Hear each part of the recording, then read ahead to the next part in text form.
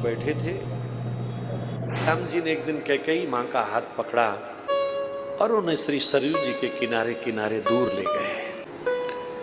एकांत में दोनों बैठे थे। कहा, माँ तेरे चरणों में एक प्रार्थना करने के लिए तुम्हें यहाँ लेके आया हूँ। बोलो बेटा। सब लोग घर घर चर्चा कर रहे हैं, राम होई युवराज, याम होई युवराज। माँ मैं राजा बनने के लिए धरती पर नहीं आया हूँ। मेरे अवतार का उद्देश्य कुछ और है। मैं धर्म की स्थापना के लिए आया हूँ और इस काम के लिए मुझे अयोध्या से बाहर जाना होगा।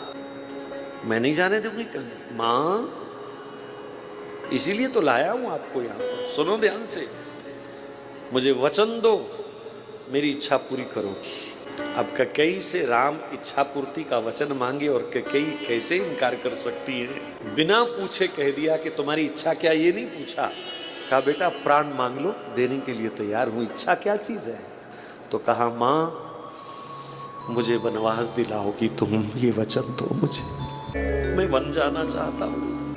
राम जी जानते थे कई युगों से ऋषि मुनि उनके दर्शन की आस लिए बैठे हैं। बड़े बड़े तपस्वी कौल किरात भील बन करके वन में बैठे हैं, उनके दर्शन की इच्छा लिए। रावण जैसे आतंक को समाप्त करना है। मां मुझे तेरे पर भरोसा है सिर्फ। मानता हूं ये कार्य कठिन है, लेकिन आपके बिना ये कोई कर नहीं पाएगा। आप मुझसे सच्चा स्नेह करती है ना, तो फिर मेरे लिए वनवास की व्यवस्था करो। आप सोचिए, जो राम जी के बिना एक पल नहीं रह सकती, जो राम जी की आंख से निकला हुआ जल का बिंदु नहीं देख पाती, कलंक लेने के लिए तैयार हो जाती है, उस मां ने कितना बड़ा त्याग किया।